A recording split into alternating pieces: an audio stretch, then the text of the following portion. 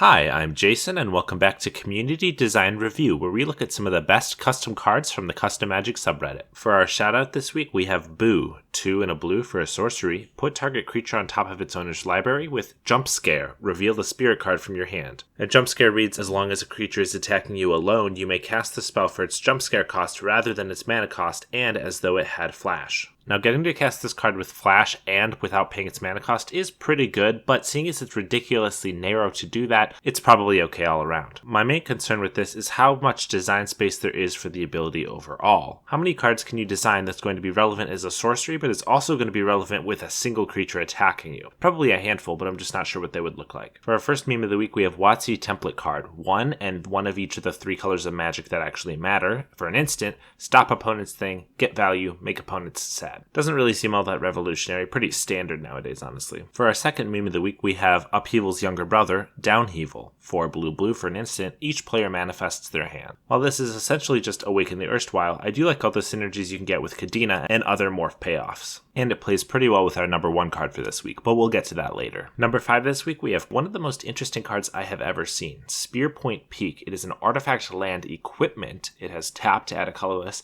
equip creature with power 7 or greater for 5 mana. An equipped creature gets +7/+0 and has 5 tap, exile Spearpoint Peak. Spearpoint Peak deals 7 damage to any target. This card is that perfect overlap of beautiful flavor, but also beautiful mechanics that all work together perfectly. The tiniest nitpick I have about this is that I feel like it should be sacrificed, not exiled, because I feel like that better depicts it being thrown and exploding on something, but maybe they were worried about some sort of recursion with this, though I'm not really sure what recursion could be used with this to make it broken, just pretty powerful. Other than that, beautiful design. For number 4 this week, we have Inertia. White for an enchantment with whenever a creature blocks, put a defender counter on it. This is one of those cards that I love the design. It really makes you think, and in a scenario where it's on the battlefield, it changes the game in a way, because once you block with a creature, the only thing it'll do is block for the rest of the game. So it's really interesting, but I also have no idea what deck this would actually be helpful in. Presumably, you'd want it in a deck where you're attacking with a lot of creatures, because you're not going to want to be blocking with creatures since you don't want to put defender counters on your own creatures.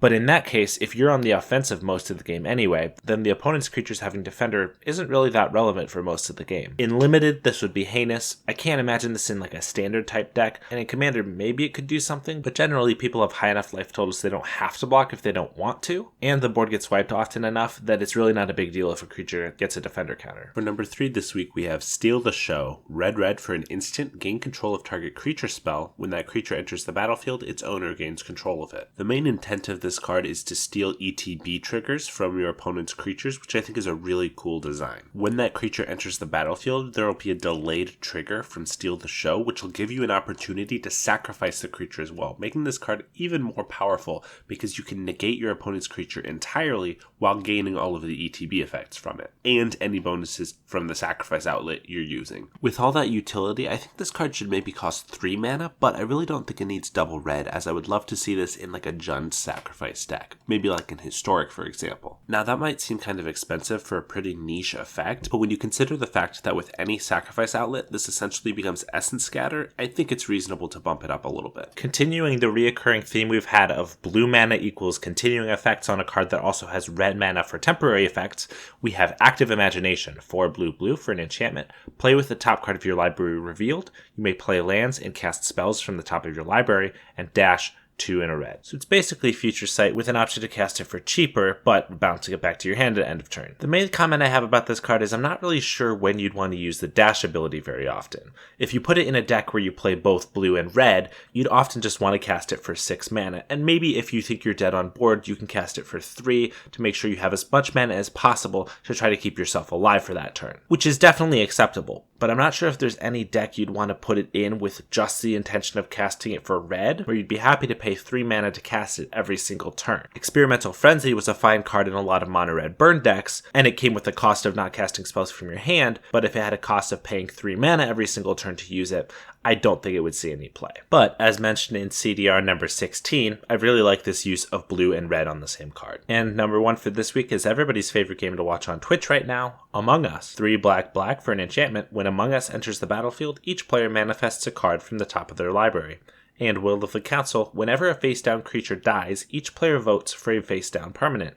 Exile the permanent with the most votes, then put a +1/+1 counter on each other face down permanent. Now the flavor of this card is 10 out of 10. The actual mechanics of the card, well, not really worth playing, I think. 5 mana, you get a 2/2, but so does everybody else. And it's random, so there's no guarantee that your creature is going to be better than the 3 creatures you're giving your opponents. I'm assuming, of course, this is in Commander, because otherwise there's really no point to play this in a 1v1 game. Then, if this is the only card in your deck that puts face-down creatures on the battlefield, then you only have a 50% chance of getting your creature to stick around after the first one dies to get a +1/+1 counter, since one dies and another gets exiled, leaving only 2. And if you build your deck around face-down cards so that you're able to get that trigger more often, then every time you lose one face-down creature, you actually lose 2, as everyone else is going to run out of their single face-down creature pretty quickly. Then you're losing 2 creatures every time you lose 1, just to give them all +1/+1 counters, which isn't really the strength of face-down creatures in the first place. It's usually really cool abilities, not getting a little bit bigger. That said, I've been jamming Among Us quite a bit, just like a lot of other people,